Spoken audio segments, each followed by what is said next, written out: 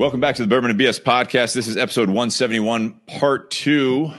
I want to thank all of our live listeners for staying with us here and had some technical difficulties, so we appreciate all you guys supporting it. I want to thank our sponsors. We'll keep it brief here. Patreon.com/BourbonBS podcast. You guys help us keep going. We appreciate all the support. We had Tony Barbuto won the Flask. Yeah, the Warhawk Flask. So thank you for the support there. That's fantastic. Also, Tinderbox at Easton. I'm still smoking the El Rey de Mundo Oscuro. Thank you. That's going to be 15% off now until next Wednesday at Tinderbox at Easton in Columbus, Ohio. You guys can contact them as well if you want something shipped to you to take advantage of that great deal while supplies last. And also, Altadis USA got a Monte Cristo White Series on deck. And BS Cigar Company, I'm staring at a BS Gold, which is one of my favorite blends ever created. So thank you very much for all of that. Tonight, we're going to be talking about part 2. This is almost halfway there in handling plateaus. This is something that was actually suggested from Elena from Bourbon and Blondes. Mm-hmm. And we are trying to finalize, hopefully this weekend, we'll be finalizing details on a trip down to Louisville at the end of this month with her, possibly Abby. We're going to be doing something. We'll be taking, hopefully, some tours, maybe doing a Sunday or Monday live feed podcast, or at least posting a lot of stuff. So looking forward to that. Stay tuned for those details. But this is something where, we're getting close to the middle of the year and things are, quote, going back to normal, end quote, sort of. How are you sitting now compared to where you started the year? We know we hit some plateaus during 2020 and also this year so far. So how have you pushed through? I think it's a great topic. And as we're entering into June now, not quite halfway through the year, but it's something that it kind of feels like this, for me, this year has really, really flown by. It's tough to imagine that just, New Year's, we were still kind of in the middle of this. We didn't know what was coming. And now we're already, at least in the Midwest, we're in that summer. We're in the U.S., we're in the summer. So it's very, very interesting to see where we're at now compared to where we thought we'd be. Nate, how about you? We can start with you and then see what everyone out there has to say. Adrian out there, have you all had a chance to try those Redbreast? No, we have them actually on deck. It'll probably be maybe in 2 weeks we'll do that. So I've got that here. We'll get that back to you, but I'm looking forward to that. That's going to be an interesting one with the Irish whiskeys. Which Redbreast did he send? It's pretty special. Okay, because I know when we had Barry Chandler on, he brought a Redbreast as well. So yeah, this is pretty special. So, I'm looking forward to that. So basically, you're halfway through the year. So so in Ohio, for those that aren't familiar, it's happening all over the country, but the magical switch has been flipped. Now, masks are off the menu. You don't need to wear them. If you're fully vaccinated, according to the CDC, you don't need to wear them. If you're not fully vaccinated, you should, is the terminology they use. So basically, you're not required to wear a mask anymore. Not everyone's vaccinated. There's still people dying or being ill from COVID. But here we go. COVID pandemic's over. Is that how that works? USA. I didn't think it worked. I'm not even getting into the political stuff, but that's where we're at right now. So like feels like it was a flash in the pan. A lot of things have stayed the same. Some things have changed. But for you, Nate, where are we at? Where are you at now? How are you sitting? Compared to the same time last year, I think it's a little bit more down from a work standpoint. Because about this time last year, they'd given up on actually setting a firm date. They were just like, all right, we're going to give you a 30-day notice. And so we're sitting there just thinking, okay, this 30-day notice is going to happen any week now. Anytime. Come on. Anytime we're going to get the notice that we're going to go back in the office. And eventually, like later on in the summer, I was like, I'm tired of waiting. I'm going to go grab my monitors from my office and set up in my office room at home instead of working at the coffee table. And now it's like, all right, this is what we're doing. Because my company, they've announced that they're going to start slow rolling people back in the office in August, so that's still 2 months away. But even then, like I said, it's going to slowly roll out. It's not going to be everyone at once. They're getting rid of designated workspaces, except for people that are going to be there all the time. So like I have a desk at work, but when we return to the office, because they want to spread people out, I may not have my desk anymore. So the days I'm not in the office, someone else might be using my shit.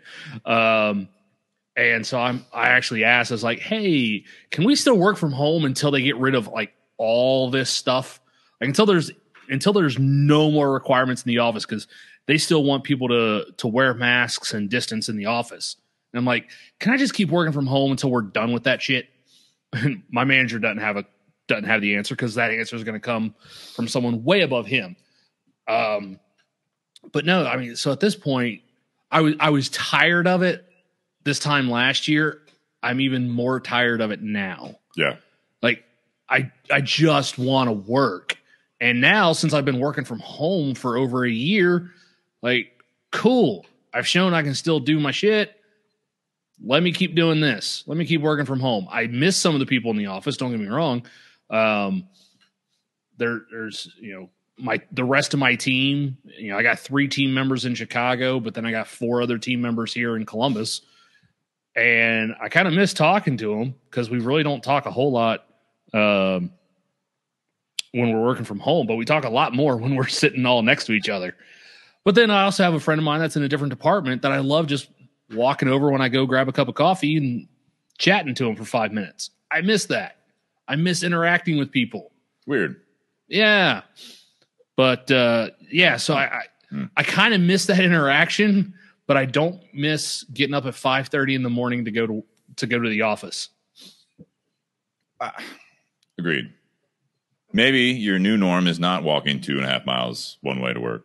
That might still happen. Depends. Just saying. You can sleep a little bit longer.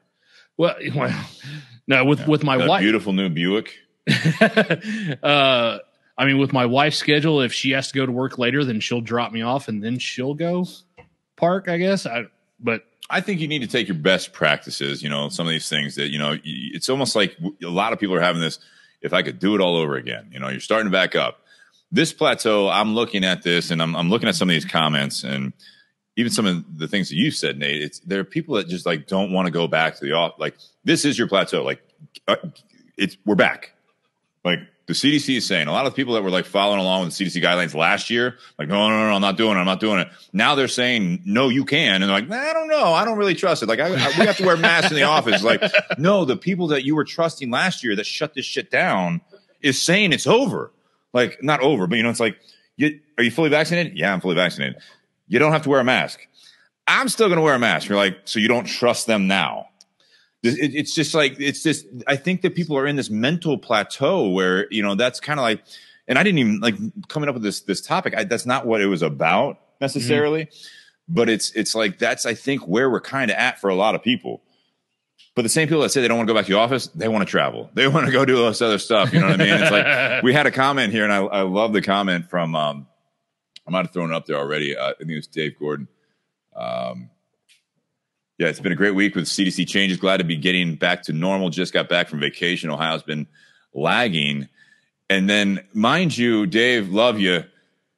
This is his next comment. Not looking forward to going back to the office. So I think and it's natural. You know what I mean? Like, some people have gotten used to what the new norm was, that term was used so much in this last year, that the new norm is doing things virtually, doing all that stuff. And even like doing the podcast, it was like we were doing it. We had some great guests from all over, and we can still do that.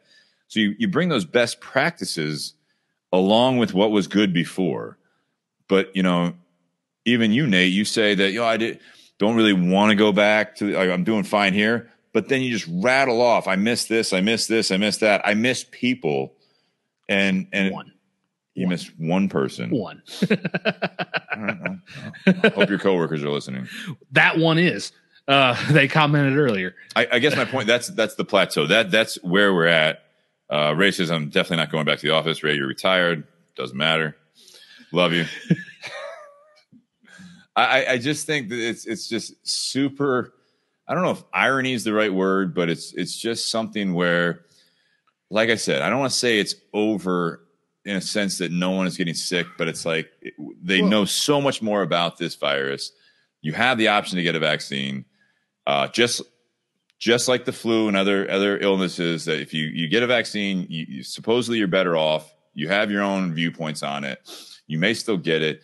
It may not affect you as much. I'm not even going to get it. It's just like bottom line is that health officials that were not everyone, but a lot of people were trusting before. Now they don't trust them as much because they're very weary. There was such a fear culture put in place when it comes to this that even the people that are trusting those people are not completely sold on this. Like, you want to talk about a plateau? That's a plateau. A mental block. You can't get past it. Go ahead, Daniel. Grab the mic. Well, while Daniel grabs the mic, I remember a few years ago, some people on my team, like, they got permission to start working from home. And so they started working from home. And I was like the last person to like, okay, I'm tired of being the only one on my team in the office. I'm going to start working from home. And then the company's like, hey, we're paying for the office space. You guys need to be here. And now it's, we're going to share the space, spread out. Some are going to be working from home. Some are going to be hybrid. Some are going to be in the office. It's like, just, are we all going to be in the office, or are we going to keep doing this shared workspace bullshit? Go ahead, Daniel. At this point, if you don't want to go back to the office, I don't think it has anything to do with COVID or the fear of COVID. For a lot of people, probably not. I think that's the excuse we're given because you just don't want to go back to the office. I put that in the comment feed, but it was like, if you've been vaccinated, you don't really have a lot to fear. I mean, yeah, you could still technically get it. There's different strains. Yes, I get that. But if you haven't been vaccinated, that's now your choice. It's available to you. It's available to you. The vaccination is available to you. You can get it. It's your choice. If that's your reason why you don't want to go back to the office, that's on you. Yeah. If your employee or employer tells you you need to go back to the office, then that's your job, right? Get another job or start your own business. So to me, it's just an excuse at this point. Well, I know I had brought up, I wasn't the only one who brought this up at work, but with everything that had gone on last year, like, my team still performed our duties the same way as if we were in the office. Our sales team still hit all their numbers as a group. And so when we were talking about this as a team, it's like, well, we've shown that we can still be effective. We can still do our job. So the only thing I brought up was at the last update, they were still requiring masks and distancing at my office if you're not at your desk. And so the only thing I had brought up was like, can we, because my thing is, if it's not safe in the company's mind, if it's not safe for me to walk around the office without a mask, then I shouldn't be at the office at all. So when you guys say, hey, it's okay to be at the office and not wear a mask, cool. Then I will be more than happy to go back into the office. But if we're still going to do this whole thing about 6 feet, wear a mask if you're not sitting at your desk, you mean the workspace that yesterday someone else that wasn't me was using that was probably not sanitized or wiped down? Like, let me know when it's back to what it was before 2020, and I will be more than happy to go back into the office. Well, let's be honest though. Like, what it was before 2020 was they did not wipe everything down, right? I mean, so that was reality, right? So if you were using someone else's stapler, you didn't like wipe it down with a sanitizing cloth. You were just like, hey, can I use that real quick? Yeah, thanks. Okay, cool. Here you go back. That stapler didn't get wiped down, probably. Well, you wiped down everything? No, I you use sanitizer more in the shop. I don't know how your hands aren't falling off. You touch a credit card still, you use sanitizer. No, I do it nowadays. I actually do it whenever I touch cash at the shop. But yeah, rubbing dirt on it, man. I feel like that just there builds was a your point. immunity. Yeah, there was a point where it's like every single credit card I touch, like pump. I'll touch cash and eat food right afterwards. Yeah. But no, I used to have a coworker that if someone was Unless the person looks dirty, if someone was at the copier machine in front of her and sneezed, even if they sneezed off to the side, she would take a can of Lysol and just spray all the air in front of her as though that was going to accomplish something. People are weird. Yeah, Dave Gordon says, I do like this. And we're kind of sort of on topic, but more of like a check-in with you guys, halfway through. Where's he at? On the flip side, haven't been sick at all since it started. Cleanliness has its advantages. Dave, I don't know if you are, you've been at home, you've been not working around people. But I mean, yes, if you're not around people and a virus or something that is transferable between living creatures, common sense would mean that you're not going to get those things if you're not around people. So I get that part of it. I also think that there was a huge thing, and I've had this conversation, and I really don't want to go down this rabbit hole, but I got to say it. When you look at the CDC numbers, and everyone talks about the masks, and then they say, well, the flu numbers are down because of the mask. And I say, why are the COVID numbers still happening? And we're like, well, it's different. And I'm like, no, there are things going on here that, if you guys remember back, and I swear to God, I hope you guys remember again, we'll talk about best practices halfway through the year, right? We're coming to halfway point. The government had to tell you to wash your hands. The government also had to tell you that you need to not be up in people's business and stay a little bit away from them. And the social distancing is not new with COVID. It was on the CDC website for the flu. They changed it from 3 feet to 6 feet to 3 feet to 6 feet to 3 feet. These are things that you just use your head. Wash your hands sometimes. Wash your ass. You know what I mean? Take a shower. Like just do these things like that you learned in first grade. Well, not everyone did, and I used that a couple times, and it's not to make light of it, but it's like these are things that my mom told me as like before we came to the dinner table. Wash your hands, eat well, exercise, all the things we talked about. So these are some of the best practices. Don't do that. Ian says, "Careful, Steve. Conspiracy theories get you canceled nowadays." Yeah, I mean, Facebook's already throttling a lot of things, so for those listening, I appreciate it. Dave says, sort of like a McDonald's server, taking your cash and making your sandwich without washing them. If you're at McDonald's, that is not your biggest health concern.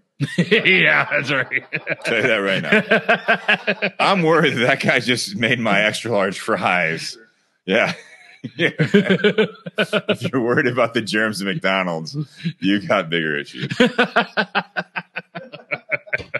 I don't know why I'm overweight. Well, it's probably the dirty cash. No, you're going to get sick. You're going to get, as we get back out in the world, that's the whole thing is also your immune system. You need to take your vitamin D. You need to do all these things. You need to wash your hands. You need to do all this stuff. Take care of yourself. So when you get back out there, you're not going to be hopefully getting sick all the time. You need what does a vaccine do? Builds up your immunity to that thing. Again, saying things out loud make it more understandable. What were you going to say, Nate? Well, I was when you were given the topic idea, was there any other areas besides COVID and going back to the office that Elena had brought up, or was it? No, she just shot me a text about that. I mean, I think this is something. Go ahead. What were you going to say? Well, I mean, because the whole idea of handling plateaus, I mean, it can come and just work itself. Forget the whole COVID aspect of it, but just your professional career, health, relationships. Yeah. I mean, plateaus happen in every single one of those aspects. So I didn't know if there was anything in particular that she was leaning towards with the top. Okay. No, let me see. I mean, so we can take the topic down all sorts of different paths. Let me see. She said, yeah, it's officially the middle of the year, so 6 months have passed, 5, but she was close since the new year. Maybe something along the lines as a mid-year check-in. Discuss intentions and how we went into the beginning of the year and where you are at now. So that was it. adapting to change, adjusting to plateaus. And I think that's kind of where we're at. I think this is something that, for me, we've talked a little bit about, I was going through kind of the tail end, and there's a lot of issues there, but my life had changed quite dramatically, as we entered into 2020. Went through a breakup, and then involved someone moving out of the house. So then there's this whole new life dynamic after that, on top of everything else going on in 2020.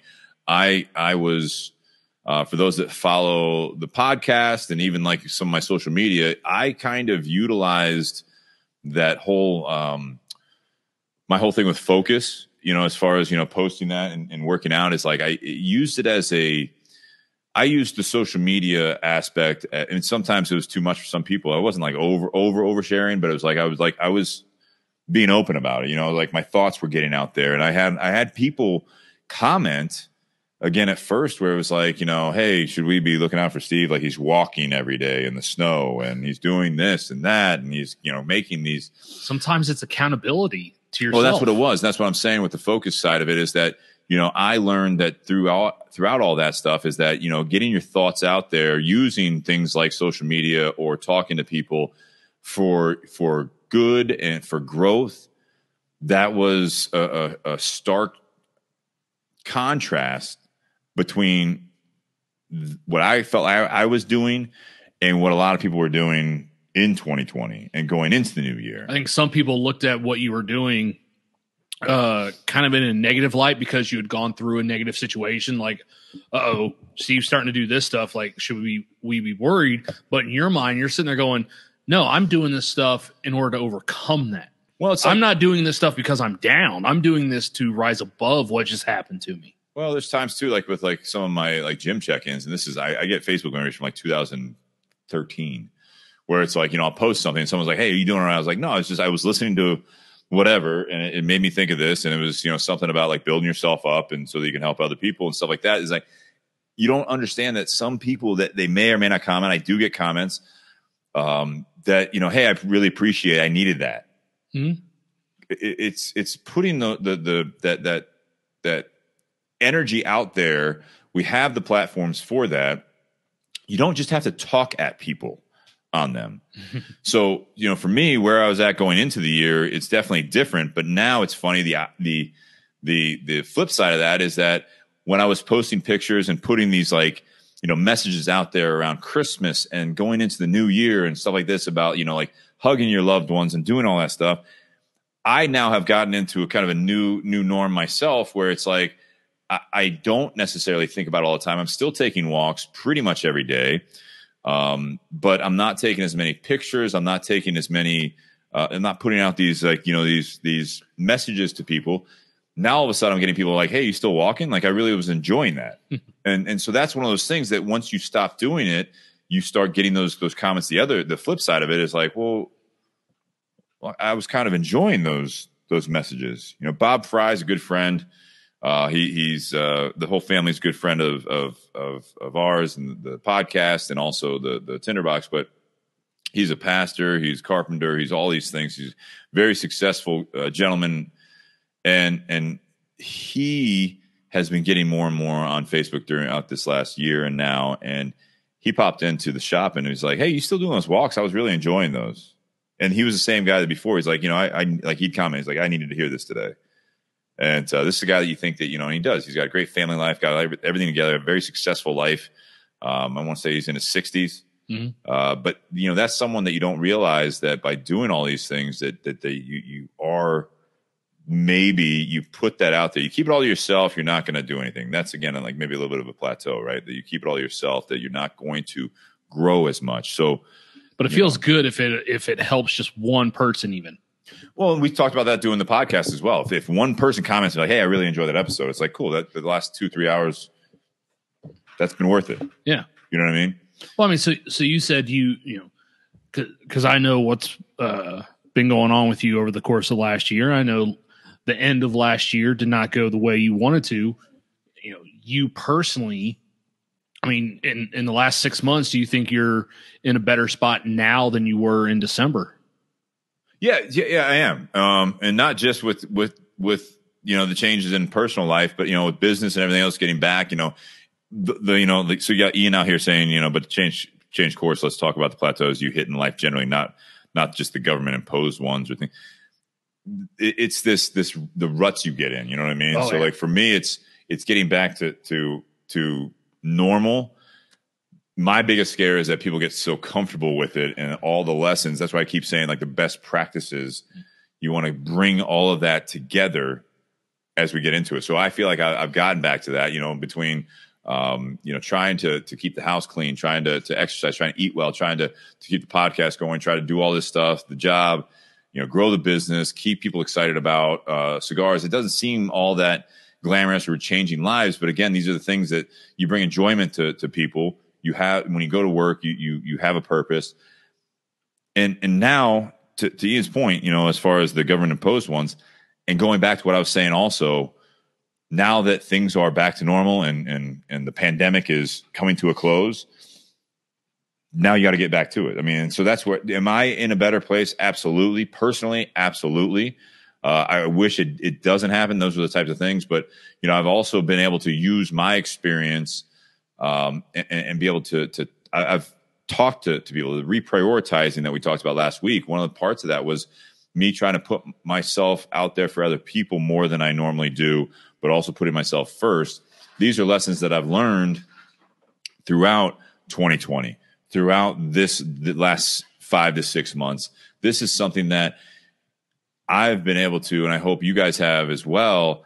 You've been able to be there for people and relate to them. And, so if that's like for me, going through a breakup, I've been through a divorce, I've been through other breakups. This one hit hard, just like they all do. That's how it was real to a point, right? But when you talk to someone else and they just keep talking about like that they're struggling with it as well. Now I can use some of the lessons that I've learned from other people, support groups, not groups, but the groups of people in my life. If you choose to go to therapy, which I did not, but I know people that have gone to therapy for things that are going on in life. And I really believe in that. I think that's very important for people. Like, mental health is such a big thing. And I had my own mental health things going through that. So coming on the other side of that, now you can talk to people. I can talk to people more about it and be like, if you're still stuck on the loss of a job, the loss of like a breakup or a divorce, you start talking in a different manner. You listen. We had that was with Bourbon and Blondes, right? Active listening. Now, like I've learned more to listen and then literally call them out in a sense. Like, I don't know if you want my opinion. I have one. I have my viewpoint and I can tell you it. But if not, I can also just sit here and listen. What I've experienced so far is that usually like the majority, 8, 9 times out of 10, they're like, well, no, I want to hear what you have to say. It's just how you frame it. You don't talk at them. And I've learned that on both sides of it. So yes, I am in a better place now. I'm happy that it's summer. Everyone's happy that it's warmer out. We're not, in the dead of winter. We're not in the middle of the pandemic. I'm very personally concerned that there are people that don't want to go back to the office. They don't want to do these things. I think there's a deep-seated aspect of it that they are worried that they are going to go back to their mundane life that they didn't enjoy before all this happened, and all the things that they learned that were important in their life, the people that were important in their life.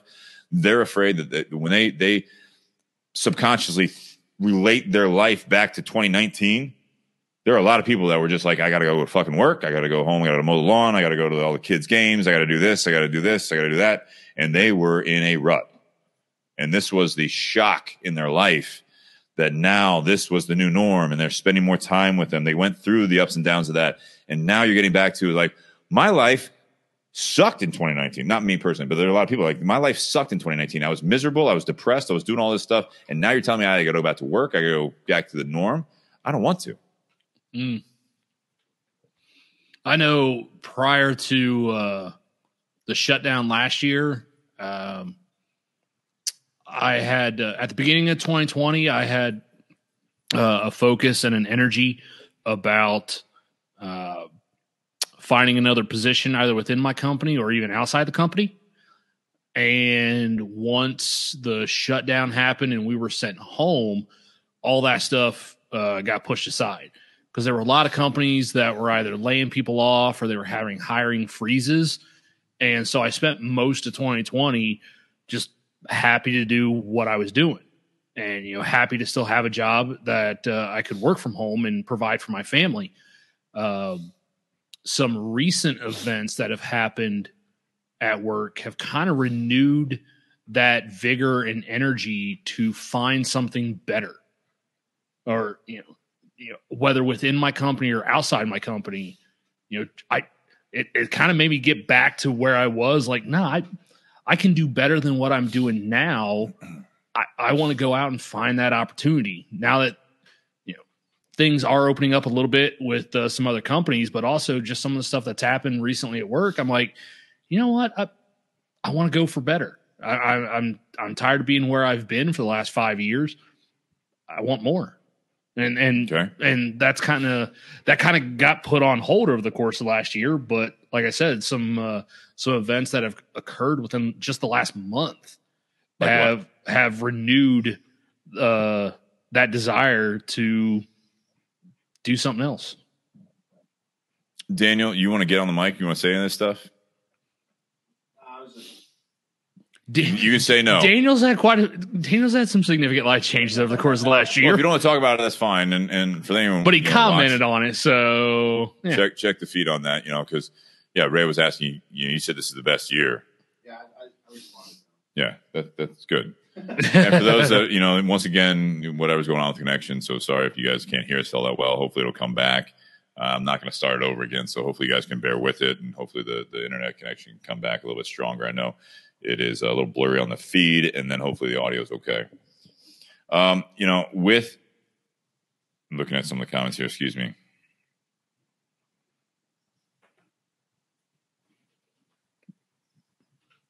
Silence. You didn't have to. I was reading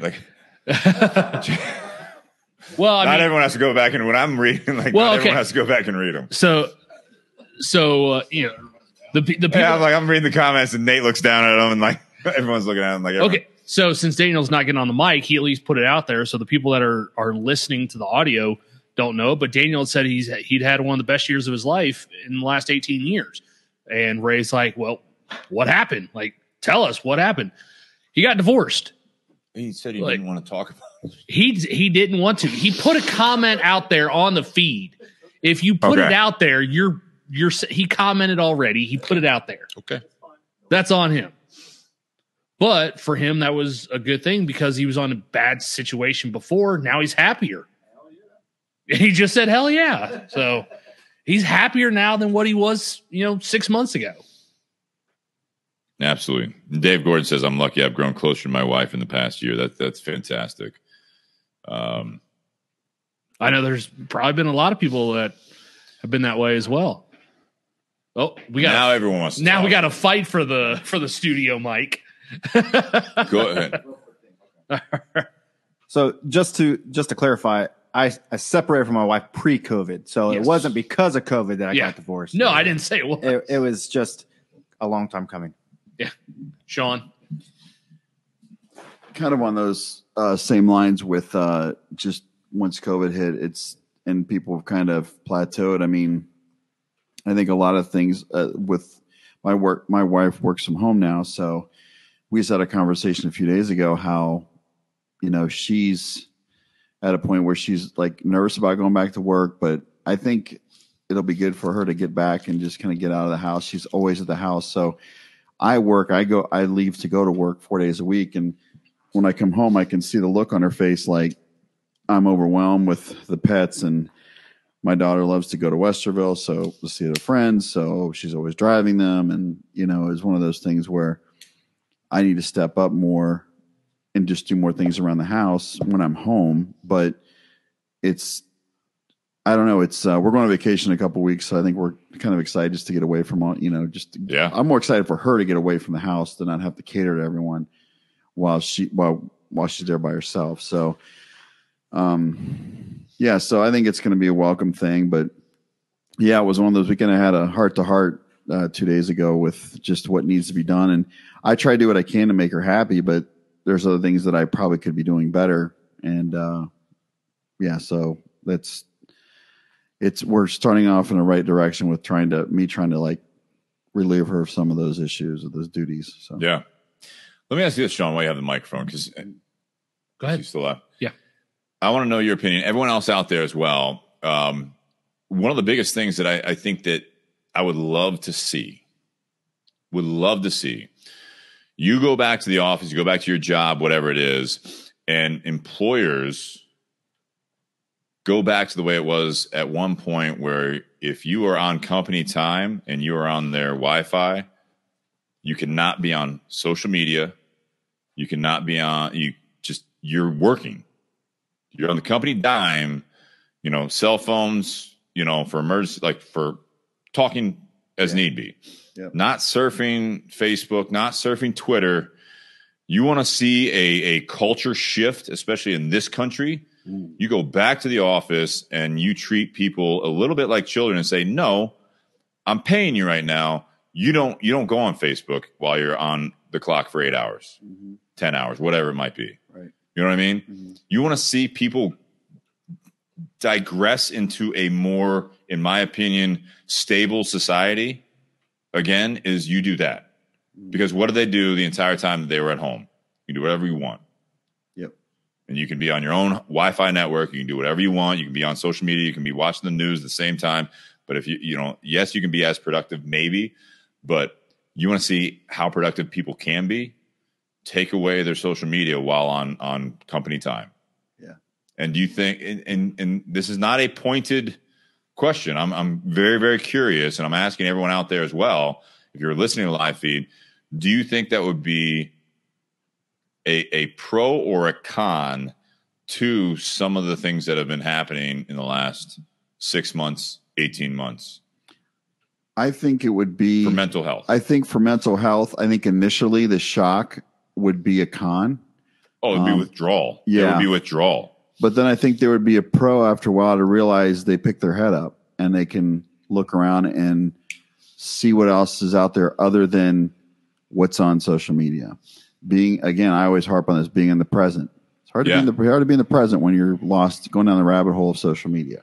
So I think that, and it goes back to what Nate was saying, you can actually have interaction with people at the office, whereas before you didn't do that. And I think that would be it's a healthy thing to have. So I think there's just, like I said, pro and a con. Con for the shock of it and the, like you said, withdrawal.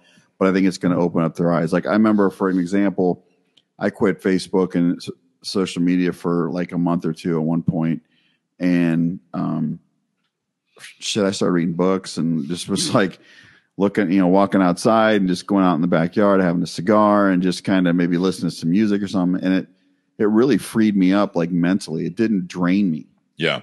Especially those last few years with the political side of things, that'll just set you off. And I was listening to the news on the way in to work this morning.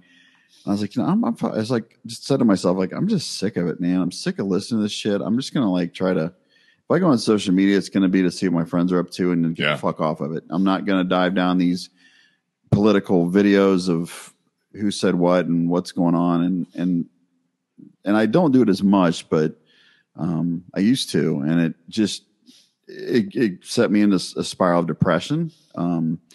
It made me angry at everybody if they weren't, I like to see the good in everyone. I try to, even if they oppose or whatever, I always give everybody a fair shake. But there was times where I was like, fuck everybody, and I do have a job where I can't use my phone.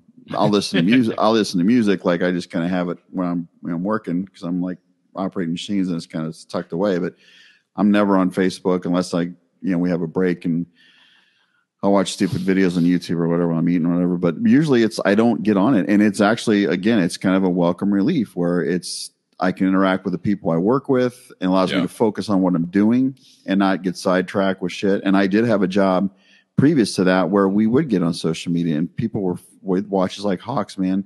And man, if you just, it always seemed like as soon as I look up and just open my Facebook page, the CEO would be walking by. I'm like, fuck, I just opened it by accident, whatever.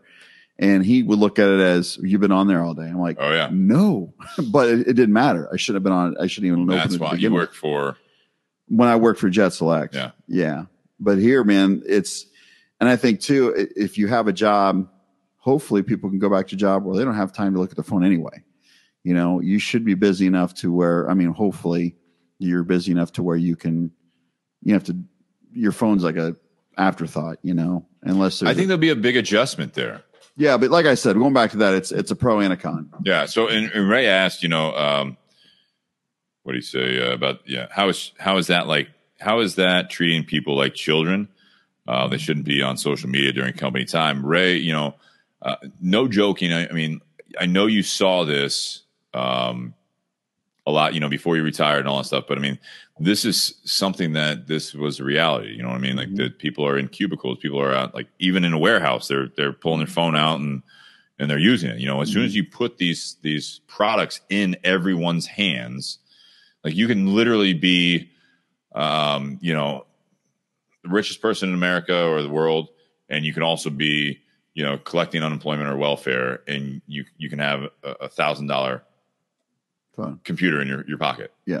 You know what I mean? Like, and have internet access in this country, at least. Yeah. And it's almost, there's been fights, you know, to make that a utility, that it's actually not something that, you know, you should be able, this is like a right for people to have. Mm-hmm. And so I think this is something that, going back to that, is that, you know, when you look at people that have been working from home, they can have the news going all the time. They can have the TV on. They can have their, you know, their monitors, you know, because it's their personal computer on the side or whatever it might be. Like, this will be a major adjustment going into it. So, you know, what you had asked me, Nate, you know, about me personally, I never stopped. I used the social media for work a lot more this last year than I had prior to it. That's part of my job. And I also, you know, have an occupation that, you know, for me, I can be on my phone and do that stuff. But I went down that rabbit hole as well, like with Twitter in 2020 and all that stuff. I rarely look at Twitter anymore because I still watch the news in the morning. I was watching it before coming on the podcast, you know what I mean? Because that's something that I like to do. It's a little bit more old school, where I watch the morning news for the weather, local. It's all local stuff, man. Yeah. But it's like, you know, I'm watching the news while I'm eating dinner before the podcast. I went to work, you know, watch the news in the morning, weather, local shit, you know, what's going on, go to work, went to the gym after work, came home, you know, took care of Tony, the dog. And then I sat down, ate dinner, and was watching the nightly news, again, local. As soon as it goes to national news, it is not something I enjoy. Nope. The one thing I was am I on mute still? No, you're good. I'm still like, the other thing too, I think it's going to be interesting for people, especially that have office jobs, are going to like go back to work, can't use their phones. It's going to be so freaking quiet for them. You're going to have the click. That's a very good point. You're going to hear the click of the keyboards, maybe a phone ringing, people talking in a distance. But man, you've got time to like really, like, it's like you said, it's going to be like, what the fuck is this? This is quiet. I'm not used to this, you know? So it's just going to be another interesting side of things, I think. I think it goes into that whole thing where it's like, you know, people. I'll go back to having my headphones on. Well, you know, going back to Ray's point, you know, it's like, you know, treating people like children in a sense. I mean, like, we've all, I think, in this last year, we've all, no matter what age you are, there's a lot of people that can now stream Netflix while looking at their phone while doing work all at the same time. Yep. And they say they're as productive as they were at the office. You're not doing the socializing. You're not, you know, going to get a cup of coffee and then talking to someone for 5-10 minutes on company time, but no one thinks about that. You know what I mean? Oh, yeah. But now you're able to do, like, you know, it's like, I've watched an entire movie and then realized that I was on my phone for about an hour of that. And I'm like, I don't really remember some of that. I had a that movie. Yeah, I really liked it. Remember that part? Like, I don't remember that part. That was probably on Instagram. What you were saying though about talking to people, I used to have a cubicle. It just happened to be like in a high traffic area in my older job, and it was such a pain in the ass because you'd be busy with working and people, hey, what's going on, man? They just sit at your cubicle and they wouldn't get a social clue as to like, I'm really busy right now, other than me saying, you got to come back later. I'm too busy. But it got to a point where it was like, I'd have to tell my boss, like, you guys need to leave these people alone because it's fucking up their production. Yeah. You know, so that is another side of it. And I think, like they said, people are going to be wanting to be like, hey, what have you been up to? So what, you know, so that's going to be an adjustment as well. Yeah. I hear it in the shop all the time. You're like, so things are getting like picking up because things are, you know, I was like, no, it's because it's warm out. Yeah. Like, Yeah. It happens every year. You know, the world did keep turning. Yeah. When you were at your house. Yeah. Turns out I didn't trip over any dead bodies. I didn't, have to clean up anything. It was just, we were here. So it's going to be different for you guys because probably for the most part, it was pretty quiet because people just came in and out and you don't have that social talking and stuff. And now people wanted to talk. Even when it was with now it's louder because people are talking to each other in the shop. Inside, yeah, that's what I mean. Yeah. It's not. It'd be a lot more crowded. So are you guys back to everyone could go in or? Yes. Yeah. Like it was before. Yep. Sweet. Yeah. The switch has been flipped. Okay. It's over. I'm like but every no. But every place is different. I just want to make sure that you guys are. Because some places may still require masks. That's what I was asking. No, in the city of Columbus. Yeah, so no, we did that. We went off of the state of Ohio, and it's interesting. And just a quick side note: it was like CDC came out with theirs in Ohio. The governor had said June 2nd, which is today, that they were going to pull back all the mandates, right? All the health mandates, just cut it off. Again, that's what I say. Like the magical switch has been flipped. Right. Of course. It's like it's over. Like, guys, go back as you were. Is basically where we're at. And then the next day, CDC came out and said that what they said about what we talked about, and then our governor DeWine said he's going to follow that. State followed that the next day with all they changed their literature, right? Their legislation, literally in 24 hours, right? And then where we are, City of Columbus. Franklin County, so the City of Columbus City Council, who are mayor. So this is the levels. Quick side note: the mayor had done an executive decision to do this, executive order to do the mask mandate in City of Columbus. City of Columbus Council decided to review it. They were asked by the mayor to review it after all this had been said in the last couple of weeks. They meet Monday, so. They had cited the fact that Franklin County was in a level 3 on the made-up map that they had, which, mind you, we were level 4 when the OSU spring game was happening, and it was like... But now the state's not even using that map anymore. So now Franklin County, which is where City of Columbus is in Ohio, they changed theirs days ago. And again, now City of Columbus, which is in Franklin County, which was citing the Franklin County... is reviewing it on Monday when they have time.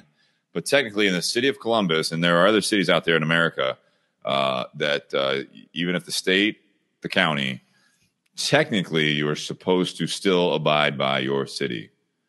Now, I'd like to see them try to enforce any fines at this point, but this is how it all, like, no one realized it. They all listened to their one source, whether it be federally, the CDC, or whether it was statewide, whether it was, it went that far down. And when I said a while ago that, and this is again not the topic, when some of the politicians and people, they couldn't get out of their own way. Yep, it's just who's losing control right now. Yeah, council people. Yeah, that was my next question. Was why? God, if they go back to, God forbid, they flip the switch again and go back. I don't think you can.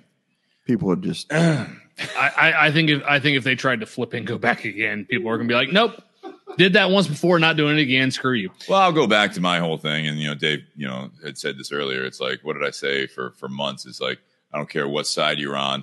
Where did you vacation in 2020? Florida. Fucking Florida. Why? Because they let up. And you came back and you're like, I'm still not wearing a mask. Or you came back and you're like, no, I wear a mask. I'm very safe. And it's like, but Florida's really nice. They didn't have any mask mandates down there. It's like, that's funny. It's the breeze.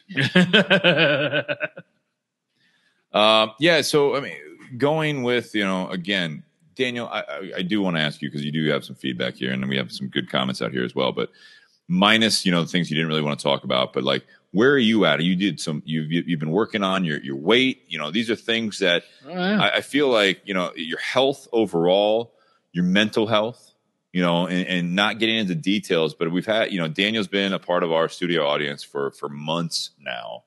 And I love having a part of it because I see this in people that he says he's had the best year of his life in 18 years.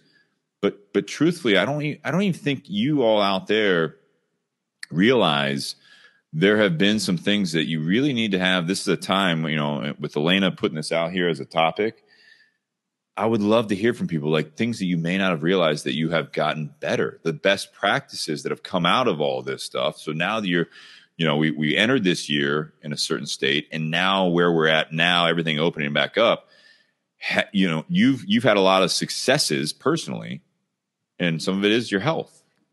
Now, once things go back to normal, do you see any threats to that? Do you see more positive progress, or what do you see? Well, once things go back to normal, back in the office or whatnot, I've been going to the gym a lot now, and I've been, watching my diet. Obviously, going into the office, I'll have to plan a little better with my diet and like finding the time to go to the gym. I'm not going to have the time that I had before because I have to commute or whatever. So it's just rearranging my schedule to be able to do those things that I found that are working for me now. Yeah. So it's combining the best practices, right? Right. So it's a choice. It's a life choice that you have to make. What's important, what to you and or to me? What's important to me? Is it going to be keeping the weight loss going, getting in shape? Well, Ian's got a comment here. Okay. Hang on, man. Anytime a man is on the market for a new woman, they work on their weight. Well, that might have been part of it, but I'll tell you what that is a true thing. But what actually triggered my weight loss was I went to Cedar Point with my daughter, and I could not ride one ride. Wow. I was 310 pounds. They couldn't get the harness on me. So it opened my freaking eyes. And that's what made me decide to start losing weight and changing my habits. There's a relationship with your daughter, not a woman. It's not a woman. Now, that has helped because I've met a wonderful woman since then. Bingo. And that's another thing in my life that has been going great these last couple months. And But has it done anything to your self-esteem, your confidence? Yeah. Man, I feel great, You look great. So if there's anything I learned from my last year, my divorce and my marriage leading up to that, is how to actually be involved in a relationship. Okay. And do it well. So that's a positive I took from my divorce, was showing whoever's in my life what they mean to me, and knowing, and so they know what they mean to me. I don't know. I'm not good with words sometimes, but no, actually you're nailing it. So you're absolutely nailing it. It's that's the main thing I took away from it. Not everything was bad in those 18 years of relationship with my ex-wife, but most of it was pretty bad. So it's not all there. It's not all her. It's not all me. But I know what I can do to make it better. That's the difference. So. Well, and I go back to, I appreciate you sharing that. That's very impactful. It really is. I go back to that whole thing about best practices. I mean, these are things that, we learn about, previous experiences. And if you don't take those lessons and actually apply them to going forward, and that goes with what you're talking about with health. It goes back to what you're talking about with your relationships, with a significant other, with your kids.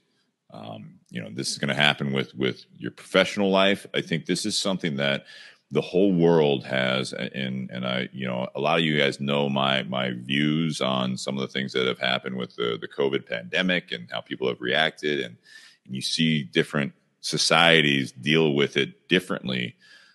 But if you don't walk out of this learning something about yourself and how you interact with other people, then it was a wasted, and this is not saying it was just that, but it was a wasted exercise.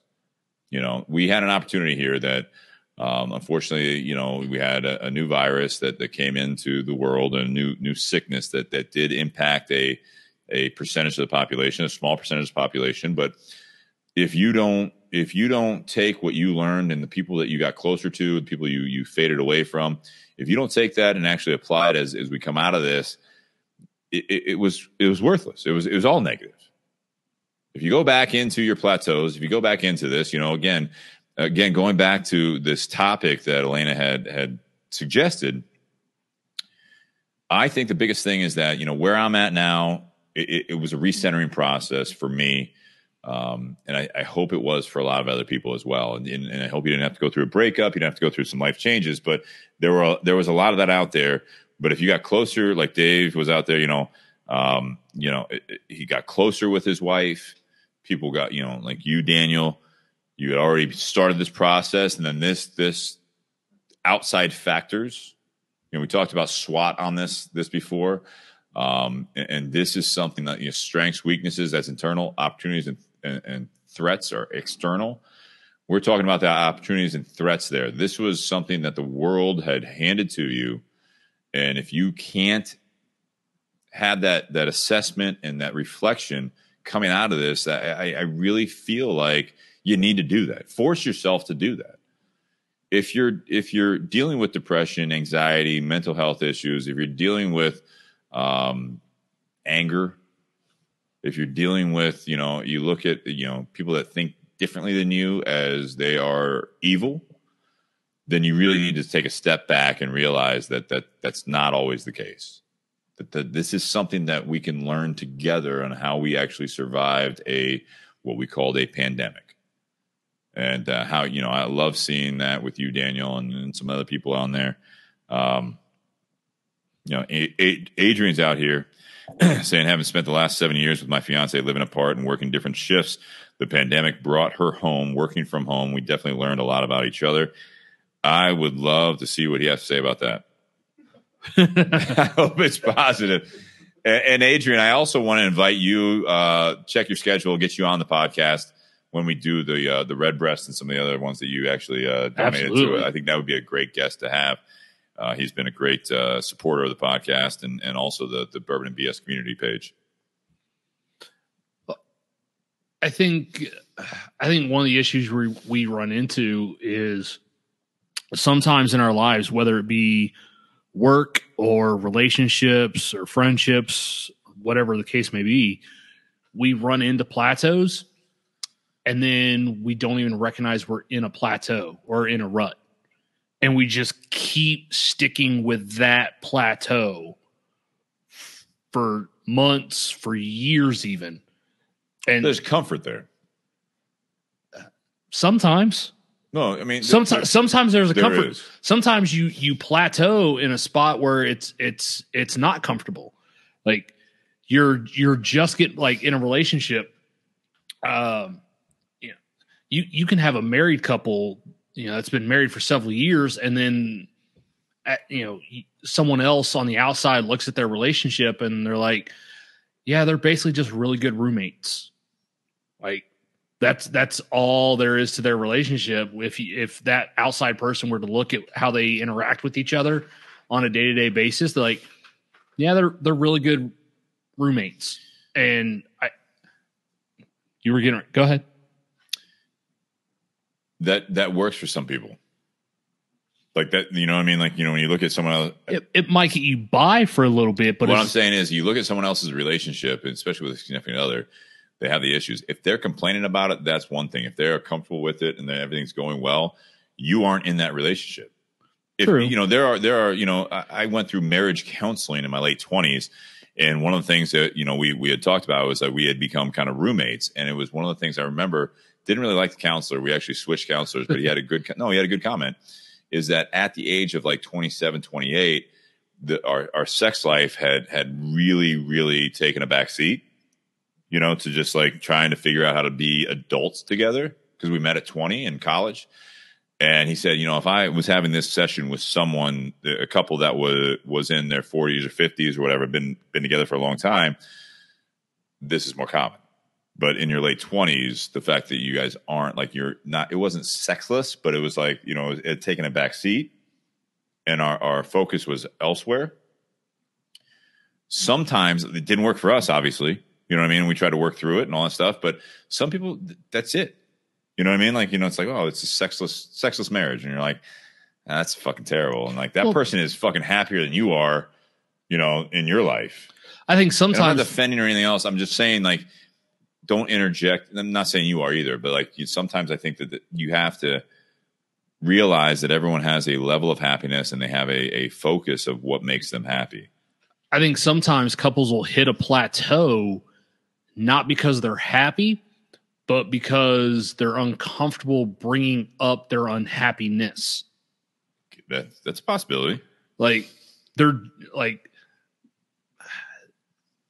neither one is necessarily where they want to be in the relationship. They wish there was more going on in the relationship, whether it be the sex aspect or whatever it is, but they feel uncomfortable about actually bringing it up because they think it's going to start a fight. They don't want to do that, so they just ride it along. They just go with the flow. This is how it is, but. Well, I think communication is a big part of that, and I think that's a big part that hopefully people learned this last year. But that's how you get out of that plateau, whether good or bad. If you plateau and you're miserable, it's a horrible place to be. If you plateau and you're happy, okay, cool. As long as the other person's happy, that's great. But you still don't necessarily want to get in a rut and just be the same thing over and over. Like you still need to do something to get above that plateau. I guess where the plateau is can have an impact on that. All right, to that point too, in a relationship, I want to introduce this real quick. One person can plateau, the other person is happy and content, and they don't realize they're plateaued. Say that again. So if one person is looking for more or looking for a variety and stuff like that, the other person is comfortable with and again, I'm not saying one's right or the other, but I mean, you can have this whole thing, like your job as well. You can, like, I got a Monday through Friday, 8 to 5. It's one of those things that it's just comfortable. Like the bills are paid. I like my job. I don't love my job, or I love it, but there's not much growth, but this is good. Yeah. I've been there. And if you have a significant other that is wanting growth, they want more, they want to travel more, they want to have kids, they want to have a bigger house, they want to have, they're in a rut. I go back to the communication thing because I think that's a big part of it, is that you're not always on the same, you're talking about a relationship. That's not always the case. And that can happen professionally as well. Your boss can be like, yeah, you're doing well, but why aren't we doing better? Why aren't we doing more? That was my point. No, you bring up a great point, because if you have, because when we say relationship, I'm gonna throw Daniel's comment up there. What Daniel say? Too much time in a plateau on a plateau can turn into a valley. Yeah, I mean, so the one person can be happy being at that plateau, the other person in that relationship. And when I say relationship, that can be either a personal relationship or a work relationship. I mean, your relationship with work, like, work may see, all right, you're doing great, and you're sitting there going, I want to do better. So if work's like, yeah, you're doing a great job, and you're like, I want more. Well, one of those two parties isn't happy. And in that particular situation, it's you. You're not happy. Work's happy with your production, but you're not happy with where you are. In a relationship, in a personal relationship, if you're the one that's like, yeah, things are going great, I'm happy, but then the other person is like, I want more, that person's not happy. And in a relationship, it's the two of you together. It's not just one party or the other, it's both of you. So and chances are in that type of situation, if if one person's plateaued and the other person wants more, if the person who feels that they're plateaued good rises to the level to meet that other person what they want more, chances are both parties are going to be happier. Maybe not all the time, but chances are both parties are going to get more out of that relationship and be in a better place instead of just coasting through. Because I know in my marriage, and my wife will tell you, there was a point in our marriage that, yeah, we just kind of coasted by. We were happy to be with each other. We were happy that we were married to each other. There was never a point that we were unhappy with each other. But at that same time, we felt like it's a plateau at a bottom. Like, if we're going to plateau, let's set the bar a little higher to plateau at. Yeah. I mean, it's about growth. It's about, you know, enjoying life. I mean, if you're not growing, you know, I don't know if that's a saying, but if you're not growing, you're dying. You know, if you're not stimulating yourself, you're mentally, emotionally, physically, you're decaying at that point. And that's same goes for a relationship. Man, that's good. That's really good stuff. I like it. I mean, but I also go back to the fact that it's about that vocalizing those things you're talking about. Yeah. If you don't vocalize, you don't communicate with your partner, with your job, with yourself, then you will get to that point where it will destruct. It will be terrible, and it's out of your hands. You try to do too much, trying to overcorrect, you're trying to whatever it might be. If you wait too long, that was my whole thing too. To share a little bit about my marriage, Candy and I are still very good friends. We don't talk all the time, but when we do, it's all supportive and everything else. And you're going back now 10 years since the divorce. And it wasn't always, like smooth, like it was supportive as we went through it and everything like that. But even now it's like when I went through my breakup, she reached out to me and made sure I was okay. You know what I mean? And she's remarried and everything else. So there's a level of support, there's a level of maturity, and there's a level of communication there. Right. But at the time, we waited until we had gone down that plateau, had now hit a valley, and now you're digging yourself back out. And that's, I think, Daniel, that was a great comment, because that's something that I think that people don't realize. You called it coasting, Nate, and I think that's a great term. You coast to that plateau, and that plateau, before you realize it, is that you start, you're growing, and then you plateau.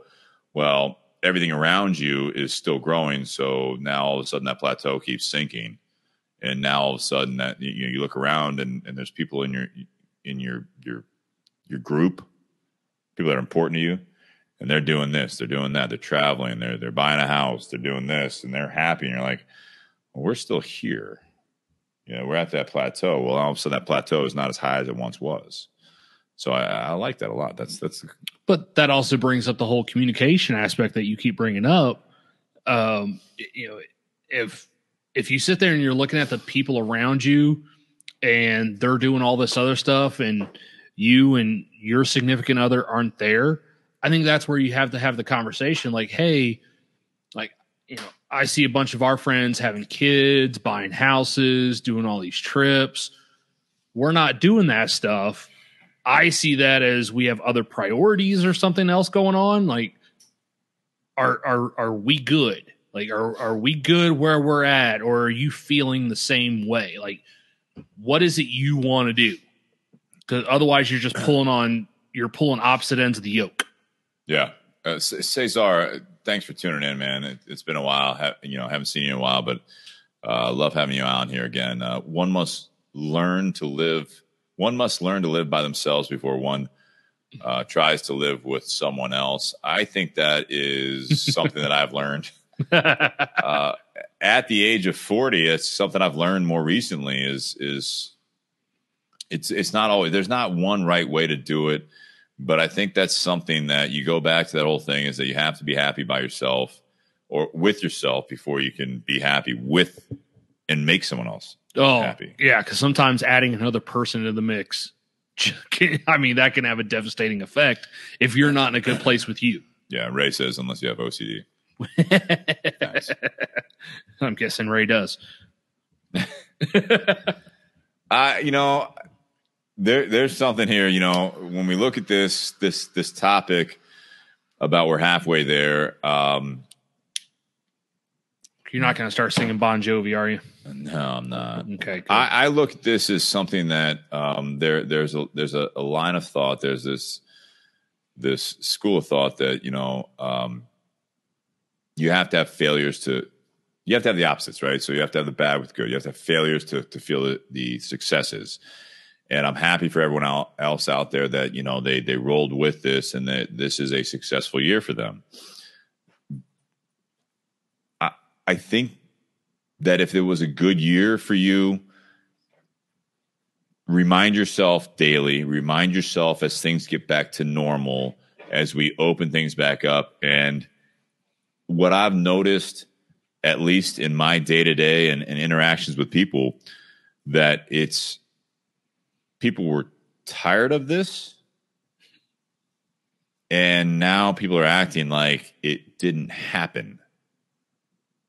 You laugh, Daniel, but I mean, like, I don't think I'm alone in that. Like, it's kind of like, aren't you happy we don't have to have masks on anymore? I'm like, yeah. Now I said it a long time ago, and I saw someone put it on social media. It was actually a bigger post. It was something about, like, there's a joking one too, but you can see people smiling. And I also saw the meme of girls putting it out there. It's like, oh, I'm so happy that, like it's one of those things. No. It wasn't that. It was the fact that it's like, oh, now that we have our masks off, now I can be told I should smile more. Mine is now. Guys have a tendency to say that, especially in the service industry. Guys have a tendency to say that to women, that whole resting bitch face or whatever. It's like, no, they're just doing their job. And like, guys, for whatever reason, especially like bartenders and stuff like that, are like, you should smile more. I didn't realize I heard that before. Amy Sure, yeah, like they were saying that a while back, and now literally, like, you see that coming out, especially in Ohio, and they're like, "That's funny. I was told that today." And you're like, "Yeah, things just fall back into old practices." I have the opposite problem. I have to learn. I have to go back and relearn how to hide what I'm thinking in my face. Not alone in that. I found myself smiling more now the masks are off and doing my job.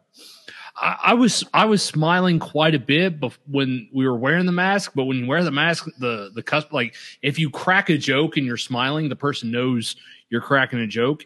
If they can't see your smile, they don't know you're cracking a joke, and they think you're just being a dick. I try to use my eyes as much as I possibly could when I was doing that, and there were still some people that didn't quite catch it. Mask or no mask, I think sarcasm is lost on people. I'm going to say that right now, because I will say something straight-faced, and people won't realize I'm being sarcastic, and that's their fault, not mine. With the mask on, it just was the same thing. It's the tone. It's the tone in which it comes out. Now I can go back to saying it's just my face. Before I couldn't. I just it's my voice. I always have that there's always there's always one part of the year. It's like almost every single year comes up where I just get in a shitty mood at work, and I'll make comments that are in my mind like I'm being funny, but no one else is taking them that way. And it's like, all right, shit, there's my bitch coming out. I need to work on this a little bit. It always happens. There's always work on your delivery. Yeah. Well, that's the thing. Like, you're always on stage. You got to be on stage. Whether, through Skype or Teams or instant messaging, whatever it is, inflection doesn't come across in text. And I have a bad problem with that. I'll say something that I'm thinking, like, I'm actually saying it to be funny, and the person on the other end of that is like, I think when you talk about your attitude, like, I was making a joke, I was laughing. It's always funny when you have to explain it. Yeah. I've started doing that. He's a grown man. I have done that. So there are times where I will send an email back. Daniel says you got to use emojis, and I said you're a grown man. I will send an email. I learned that over the course of the last 14, 15 months. There are times I will send an email back to a broker, and I will add either a smiley face or a wink to the end of that message to let them know, like, not trying to be a dick. You just didn't send me the right information. But I'm just letting you know you didn't send me the right information. I just don't want you to think it's coming from a negative place. Please. Well, don't use the eggplant. Jesus Christ. Yeah, don't use that with your boss. If we, I think we should probably get to closing remarks at this point.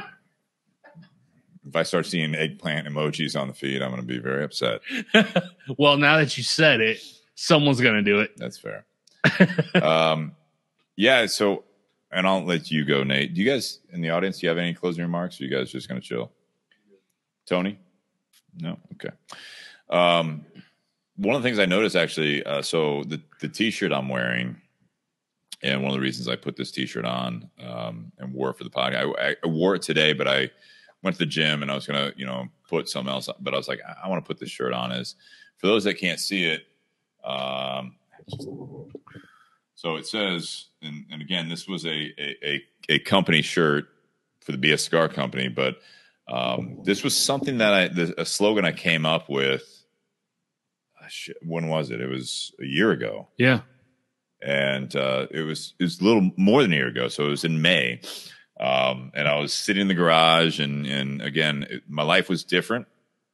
Now my ex was, inside the house and I remember I had the projector down. We had a lot of time. I was still doing, I think, a little bit of like the handoff deliveries in the cul-de-sac.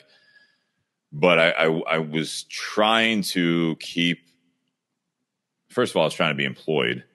And so part of that was like keep the business going and be creative. And I like that point is that there are people that they tried to survive, not again, making light of people that were not healthy because of COVID and other reasons during last year. But it was one of those things that the shirt says, when the world hands you some BS, light it up. And it was something that I came up with. When the world hands you some BS, it's time to light one up. So I was trying to be more, cigar specific, but it was also very much pointed at 2020 is that, again, not conspiracy theorists, but it's like the world's the outside threats, and SWOT analysis, it's handing you bullshit. So it was a little bit of a play on the BS thing, but it was like, it's time to light it up. It's time to get after it. It's time to put the pedal down. It's go further, switch gears and all that stuff.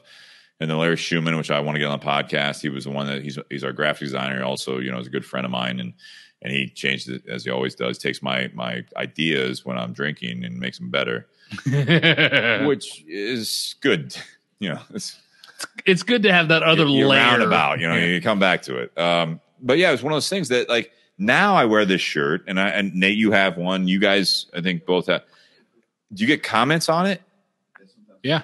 People are like, where'd you get that shirt? I like your shirt. It's now on like we talk about this, as far as we're halfway there. It's like now on the other end of this, and maybe we're not through it all, but now at the other end of this, now people are looking at this and they're like, oh, I relate to that more now. When I first came up with this, Larry, my ex, other people are like, I wouldn't put that slogan out there quite yet, because it was almost like we don't know what we're dealing with. It might be insensitive. And I am proud of my inebriated self that I had the foresight that this is something that it wasn't just, negating what was going on in the world, but this was a mentality. Sometimes things are out of your control. And these are the things that you need to start working on and getting more aggressive at trying to protect yourself and other people. To be honest, that's one of the shirts because I got a lot of cigar shirts from my time in the industry. That's one of those shirts that I like to wear on my longer shifts at the shop. Why is that?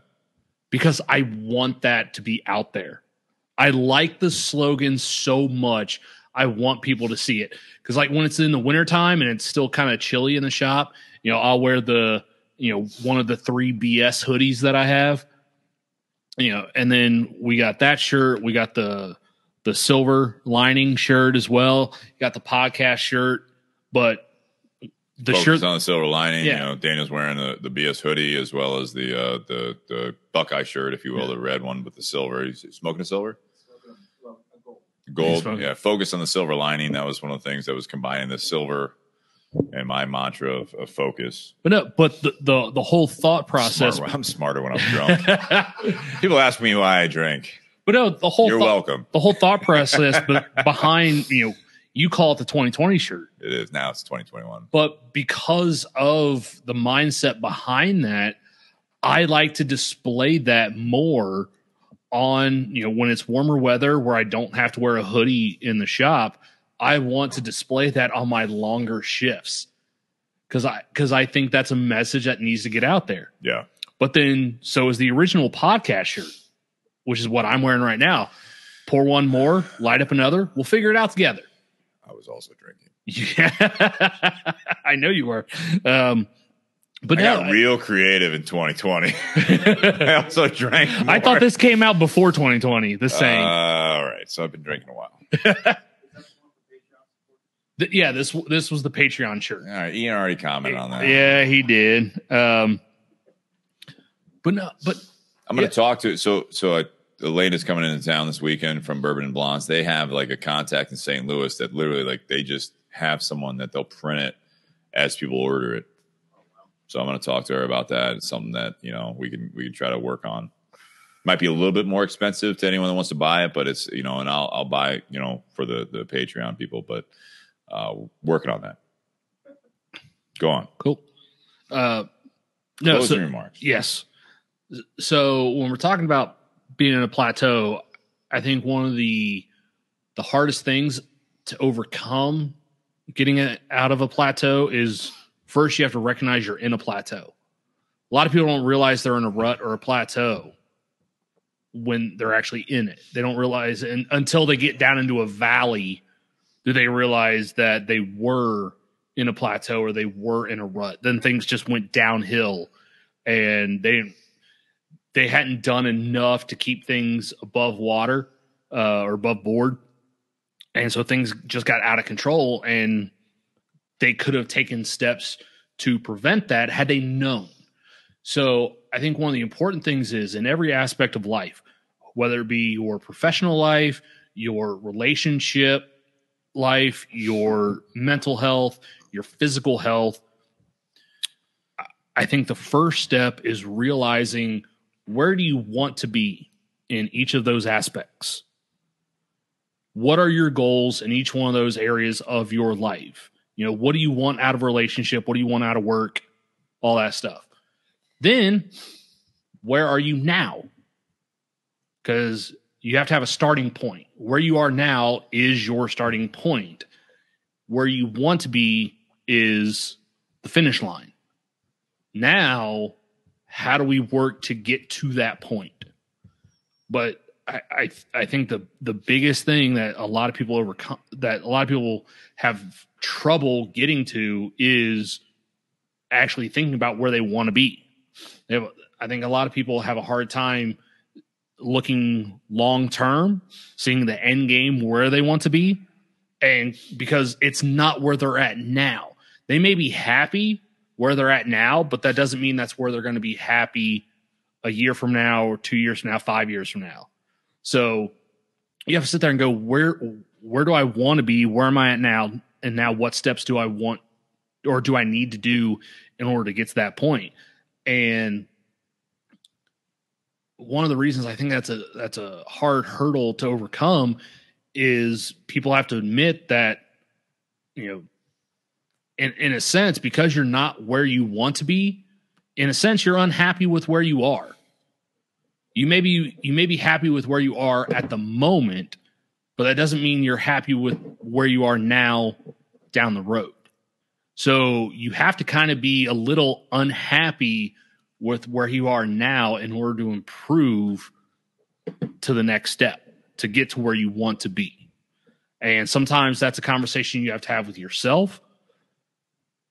Sometimes it's a conversation you have to have with another person. And I think that's even harder than having the conversation with yourself, is having that conversation if there's another party involved. If it's work, hey, this is what I want out of my job, have that conversation with the people you work with or those above you. Like, this is where I want to go. What steps do I need to take to get there? They'll realize, like, I'm going to lose a really good employee, but this is where they want to go. And a good manager will help you leave. A good manager will help you get to that next level.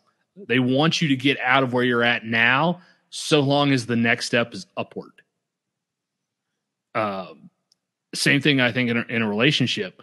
As long as you're staying together in the relationship, that the person you're in a relationship with always wants the relationship to be better.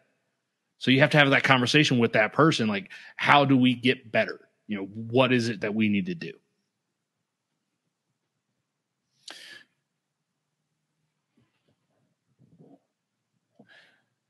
I think communication is the key to a lot of things you were talking about there. Absolutely. We have some recurring themes, as you'd expect, that communication is huge, right? So I think those great points. I want to bring in a couple of the viewers right now live. Ray says just now, we've talked about it many times, having a great support network is essential. Absolutely. You surround yourself with good people. If you are finding yourself with people that are not as driven as you, they're complacent, they're either, or they are negative, you got to find yourself in a new room.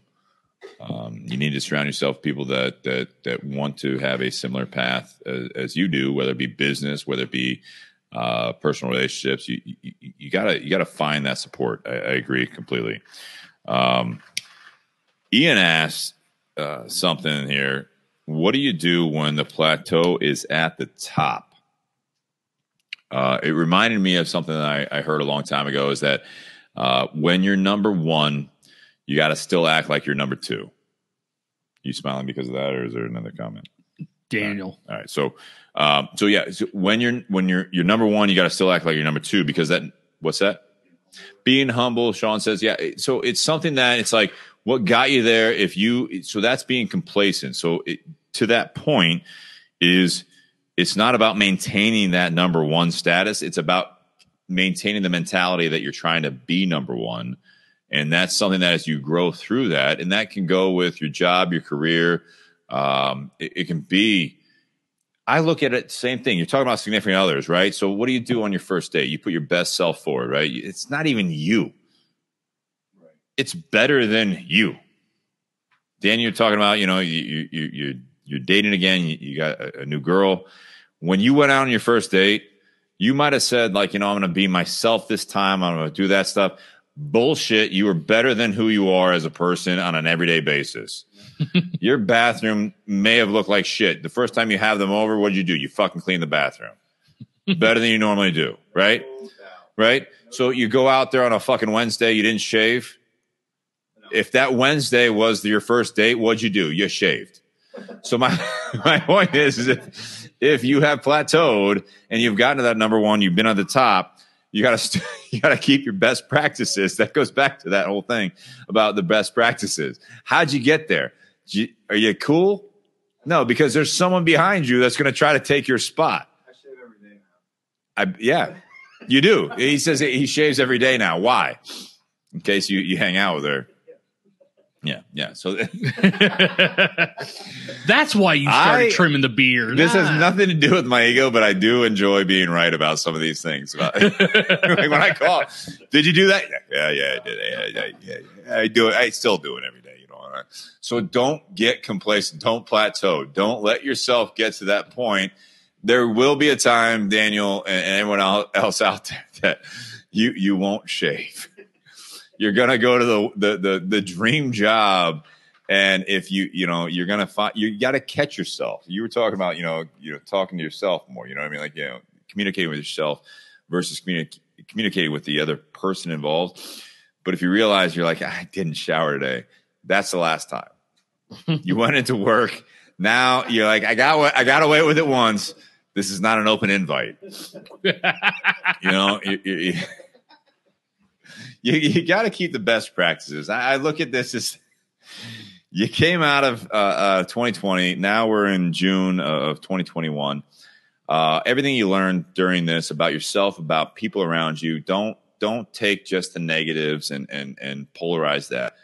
Really try to focus on the positives, the lessons learned, so that when you look at the negatives that you were part of or you had in your life, you grow from it. You don't let it roll off you, right? So then you can actually apply that to people that are going through similar things that you went through during this time.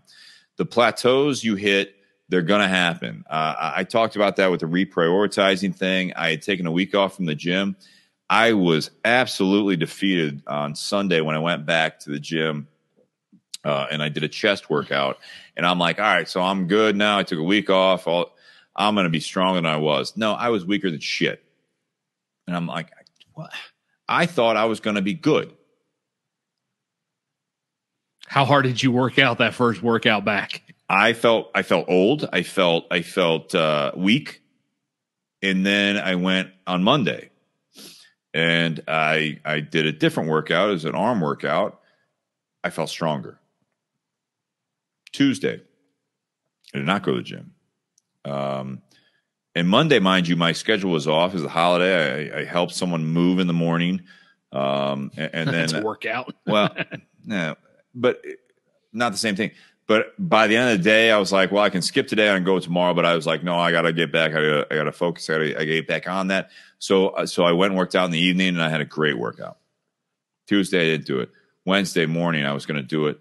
I don't know if you guys have ever taken the last pour and you notice the JTS Brown's gone. Yes, I noticed that when I got here. So there was this much, and if you guys are watching, there's this much. It was a 1.75. If you guys ever poured your last pour out of a 1.75, there are two at least in that bottle. It's like pouring out the last pour of a Willet bottle, the Willet pot still. Exactly. I poured that thing, and I tell you what, on this glass right here, I was like, I'm good. I was talking to someone, and I was like, it's probably here. It was here. It was here. I poured Will last night and felt the same way. I wasn't ready to drink that. I already had a few beers and all that stuff. I was going to have one more nightcap, and I was like, I'll just finish this off. Boom. Did not go to the gym this morning. But I went between work and the podcast, and I felt stronger. These are the things. When you come out of a plateau, you might have to give yourself a little bit of rest. You need to have that self-reflection. You need to have the recentering. You need to have the refocus. It's not just like an on and off switch, but it will pay off. You take the lessons that you learned, you take the recovery steps when you put yourself first and you need to heal. When you first put yourself back on track, you put yourself on that professional path after you've been let go, you weren't happy, you quit your job, you know you needed to make a change. Relationships have come and gone, or whatever it might be. Friendships, whatever it might be. You're hardened. You don't know what you want. Everyone went through that in 2020, whether it be personal or just in life. What you thought life was, it was changed. So now that things are coming back, we're checking in halfway through almost 2021.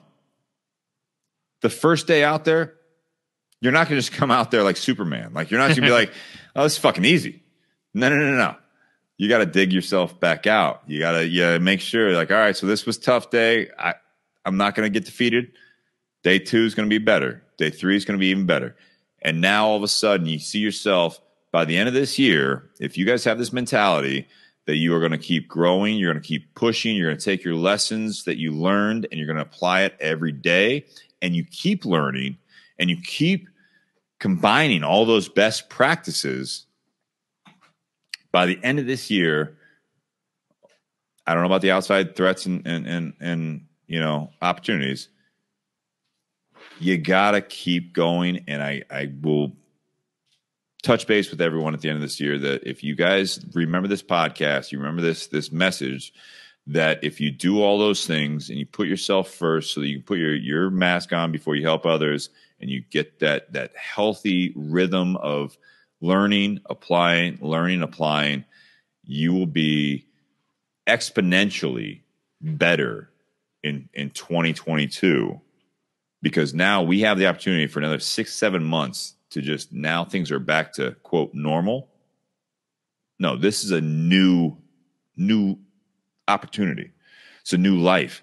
We were given this opportunity. So get back at it. Go back to the office. Get back out there. Start socializing. Take the mask off. They're telling you to do it. If you trust them to put the mask on, trust them to take the mask off. Get back out there. People aren't all bad. And if someone thinks differently than you, learn from them. Doesn't mean you have to agree, but learn from them and hope they do the same. Guys, with that, I appreciate episode 171. Cheers. Cheers.